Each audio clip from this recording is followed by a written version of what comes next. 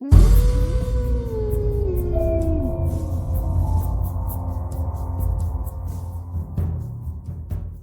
कहानी के लेखक हैं ज्ञान तिवारी। अमृता दोपहर के समय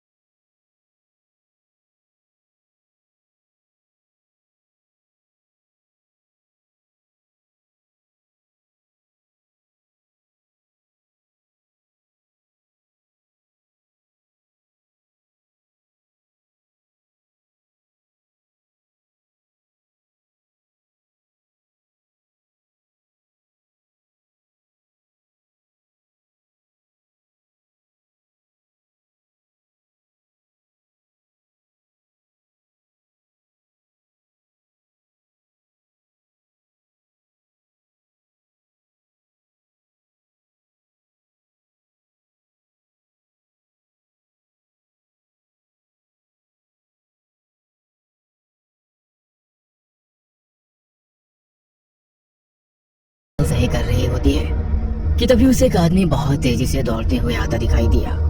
उसकी दौड़ने की गति इतनी तेज थी कि कुछ ही पल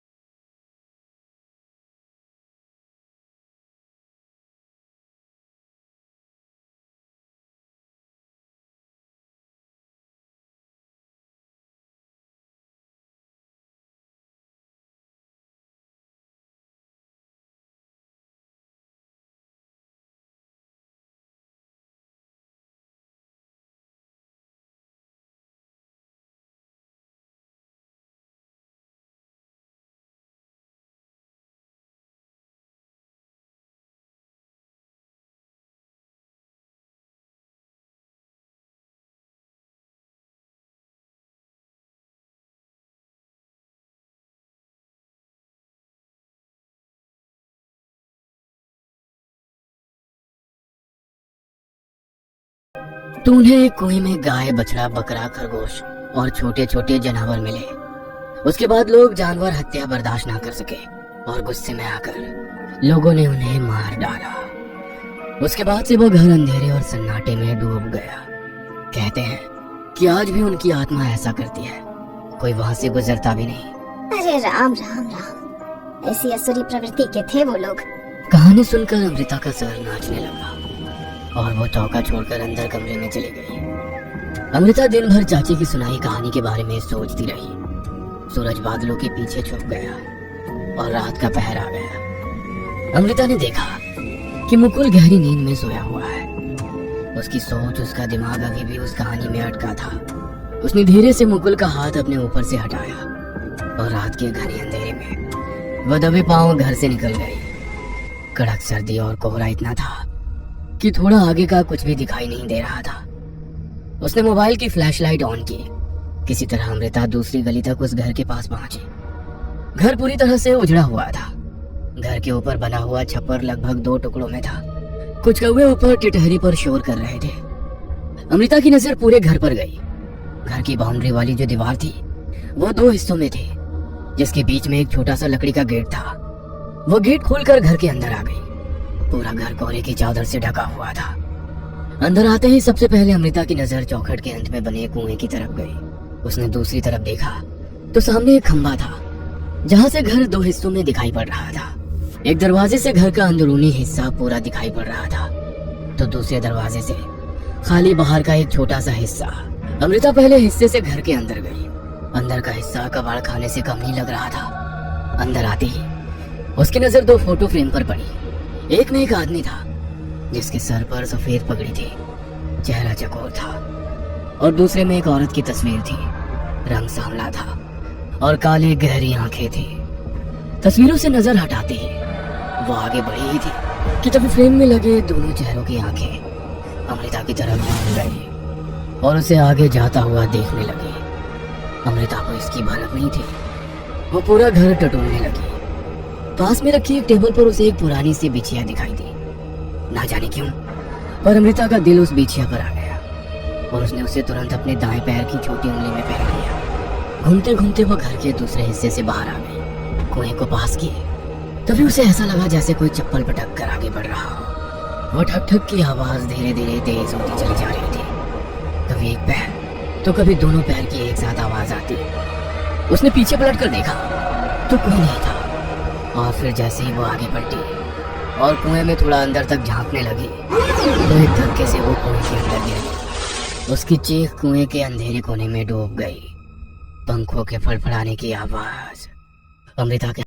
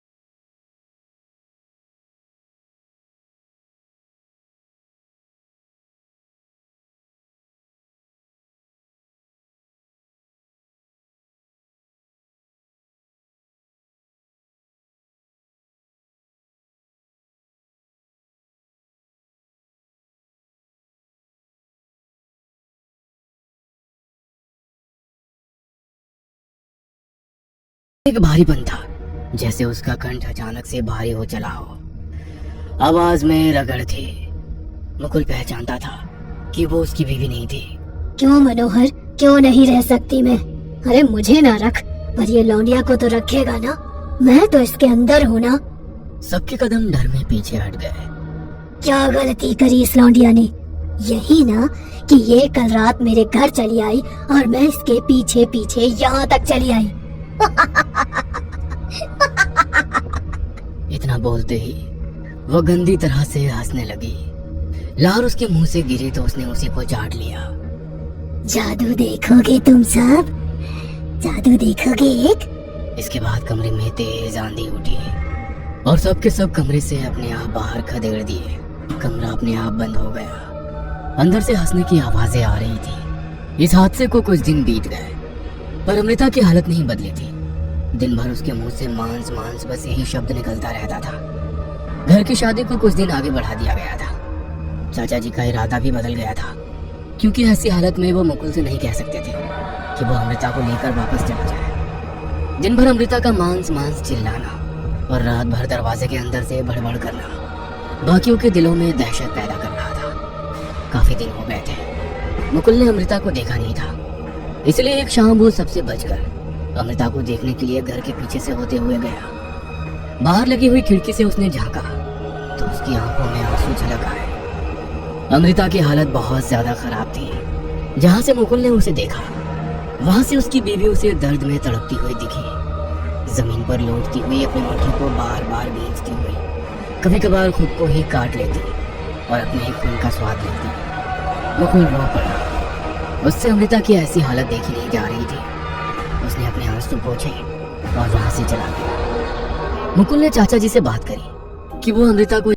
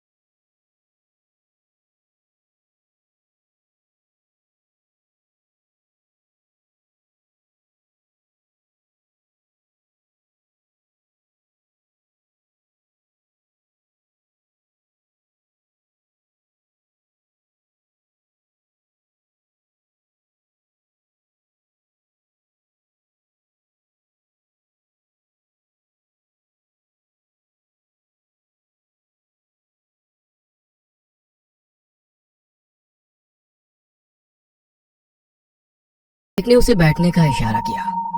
अत्यंत दुखी? कौनो बात हुई है का? नहीं, ऐसी कोई बात नहीं। अरे वाकई परेशान लग रहा है। अब बता देता तो दिल हल्का हो जाता। उनकी बातों और उनके बोलने में कुछ ऐसा था कि मुकुल का सारा दर्द झलक कर बाहर आ गया और उसने सारी बात उनके सामने रख दी। तभी उनमें से एक बोला, जानते हो भैया जी, आपकी बीवी आपको एक बात बताओ जा रही थी पर अधूरी रह गई। कौन सी बात? वही बिजली से तेज गति से भी भागने वाले आदमी की। मुकुल को सहसा याद आता है कि अमृता की एक बात अधूरी रह गई थी जिसे वो उसे बताना चाहती थी। जब तक मुकुल आगे कुछ और आदमी से पूछ पाता, वो बोला, वो हम थे भैया जी और हम चेतावे आए थे, पर क्योंकि हम इस संसार से परे हैं इसीलिए नियति में बाधा नहीं बन सकते थे। मुकुल को उस आदमी की ये बात बहुत अजीब लगी। वो क्या कहना चाह रहा था? ये बात उसके सर के ऊपर से निकल गई। इससे पहले मुकुल उस आदमी से कुछ पूछ पाता, वहां अचानक ही तेज हवा का बहाव शुरू हो गया और मुकुल को छोड़कर सबने अपनी गर्दन नीचे कर ली। आग की लपटें उनके ऊपर से फैल रही थी। मुकुल भी अपना बचाव करते हुए नीचे झुका और तभी उसकी नजर उन चारों के पैर पर पड़ी जो उल्टे थे। वो सन्न रह गया। थोड़ी देर में सब शांत हो गए। देखो भैया, बात ऐसी है कि यह जगह भूतों से घिरी हुई है और सब जान के दुश्मन नहीं होते। कुछ होते हैं जो आपकी भलाई चाहते हैं, जैसे उस रात मैं आपको आगाह करना चाह रहा था, पर खैर जाने दो। इसके बाद उसने बताया कि उसकी बीवी की जो हालत है वह दो ही हालतों में हो सकती है। या तो उसने खुद उस आत्मा को निमंत्रण दिया हो या फिर कोई ऐसी निशानी जो भूल से वो अपने साथ ले आई हो। इसका पता करना था और अगर समय रहते पता चल जाए तो अमृता ठीक हो सकती थी। मुकुल डर से उनकी बातें सुनता रहा। वो अमृता को लेकर डरा हुआ था और इस समय जब वो खुद भूतों के बीच में बैठा हुआ था। इसके बाद वो वहां से उठ के चल दिए। मुकुल उन्हें जाते हुए देख रहा था। वो थोड़ी दूर गए और एक एक करके तालाब के ठंडे पानी में समाहित हो गए। सोच में डूबा हुआ मुकुल वापस घर आया। घर के बाहर झालरें लगी हुई थी पर अंदर का माहौल गमगीन था। पूरा आकाश रात की काली चादर से ढका हुआ था। उसके कदम घर के अंदर गए और सीधा उस कमरे के बाहर रुके जिसके पीछे अमृता बेसुध जमीन पर पड़ी थी। मुकुल धीरे से दरवाजा खोलकर अंदर गया और बेसुध पड़ी अमृता के पास बैठ के उसे गौर से देखने लगा। वो अपने आप से बात करते हुए बोला, ऐसा क्या ले आई हो तुम अपने साथ अमृता, जो तुम्हें इतना परेशान कर रहा है? उसने अमृता को ऊपर से नीचे तक देखा।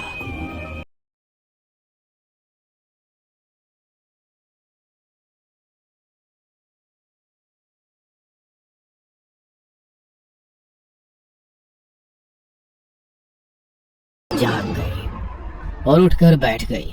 सुर्ख सफेद आंखों से उसे देखते हुए बोली, क्या सोच रहा था? ये बिछिया निकाल के ले जाकर कहीं फेंक देगा और मुझे पता नहीं चलेगा? उसकी आवाज बहुत ही भारी थी जिसमें मर्द और औरत एक साथ बोल रहे थे और इस आवाज का शोर बाकी घर वालों तक पहुंचा। वो सब अपने अपने कमरों से बाहर निकलकर दूसरे कमरे में आ गए। जब तक घर के बाकी लोग आए तब तक अमृता के अंदर बसी आत्मा ने मुकुल को चौखट के बाहर धकेल दिया था। वह कमरे से बाहर आई और जोर जोर से रुदन करने लगी। उसकी सफेद आंखें, पूरी बदन से झलकती नसें, होठों पर लगा खून, उलझे बिखरे बाल और टेढ़ी चाल। कुछ देर में वो अपने शरीर को पूरा पलटकर उल्टा चलने लगी। ख्वाब का ये दृश्य किसी से देखा न गया। चाची दूर हटकर खड़ी हो गई अपनी बेटी को लेकर। तब तक मुकुल जोर से चिल्लाया, अमृता के दाएं पैर में एक बिछिया है, उसे निकालकर कहीं दूर ले जाना होगा। मनोहर चाचा और उनके बेटे ने अमृता के शरीर पर काबू पाने की कोशिश की पर नाकाम रहे। अंदर बसी आत्मा अपने पूरे बल से उन पर भारी पड़ रही थी। वह मनोहर चाचा की बेटी पर झपटी, जिसे देखते ही चाची डर में चिल्लाई, पर तब तक बहुत देर हो चुकी थी। उनकी बेटी जकड़ में आ गई थी। खूंखार नाखूनों से भरा हाथ उसके मुंह की तरफ बढ़ा ही रही थी कि तभी एक तेज वार हुआ किसी भारी चीज से उसके सर पर। मनोहर चाचा ने पलटकर देखा तो मुकुल के हाथ में एक छोटी सरिया थी जिससे उसने अमृता पर वार किया था। उसकी आंखों में आंसू थे, सब सन्न खड़े थे। खून अमृता के सर से बहता हुआ मुकुल के पैरों तक पहुंचा। उसने सरिया छोड़ दी और जमीन पर बैठ गया। चाची ने धीरे से वो बिछिया निकाल ली। ऐसा लगा जैसे सब ठीक हो गया हो। और तभी अमृता का शरीर हवा में उठा और तैरने लगा। पैर उल्टे हो गए, घुटने पूरे मुड़ गए, खौफ वापस आ गया। मुकुल इस मौके को गंवाना नहीं चाहता था। उसने चाची से बिछिया छीनी और उसे लेकर बाहर की ओर भागा। अमृता हवा में तैरती हुई मुकुल के पीछे लग गई। मुकुल भागता हुआ उसी तालाब के पास पहुंचा। उसने पलटकर देखा तो आसपास कोई नहीं था। उसने अपना हाथ खोला और बिछिया को गौर से देखा। मुकुल ने तय कर लिया था कि वो उस निशानी से हमेशा हमेशा के लिए छुटकारा पाके अमृता को बचा लेगा। और जब तक वो उसे तालाब में फेंकता तब तक एक जोर की चीख के साथ वह एक भयानक रूप में उसके पीछे से आई और उसे लेकर तालाब में कूद गई। जिस हाथ में वो बिछिया थी उसी हाथ को उसने जोर से जकड़कर दबा लिया और पानी के अंदर ही जंग शुरू हो गई। उसने मुकुल पर लगातार वार किए पर वो किसी तरह से अपनी किस्मत बांधकर डटा रहा। लड़ाई कुछ देर और चली कि तभी किसी फरिश्ते की तरह वो चार भूत जो मुकुल को शाम मिले थे पानी के अंदर से उसकी बहाव में ऊपर की ओर आते हुए दिखाई दिए। उन्होंने अमृता को जोर से पकड़ लिया, ऐसे कि उनके हाथ अमृता के शरीर के खाल के अंदर प्रवेश होते दिखाई दिए। मानो कोई शक्ति अमृता के शरीर से उस औरत की आत्मा को बाहर खींचने का काम कर रही थी। थोड़ी देर में उसके अंदर बसी आत्मा को बाहर खींच लिया गया। मुकुल ने अमृता के शरीर को थाम लिया, उस बिछिया को अलग कर वो पानी से लेकर उसे बाहर निकला, उनका आभार प्रकट करते हुए। अगली सुबह घर पर हुई, सब ठीक था। अमृता के सर पर पट्टी बंधी हुई थी, सब राहत की सांस ले रहे थे। मुकुल तुरंत जहांगीराबाद छोड़कर रवाना हो गया, वापस शहर की ओर। ये कहानी आपको अच्छी लगी हो तो हमें सब्सक्राइब करें, हमारा इंस्टाग्राम और फेसबुक पेज जरूर फॉलो करें। और हाँ दोस्तों, सब्सक्राइब करना भूलना मत।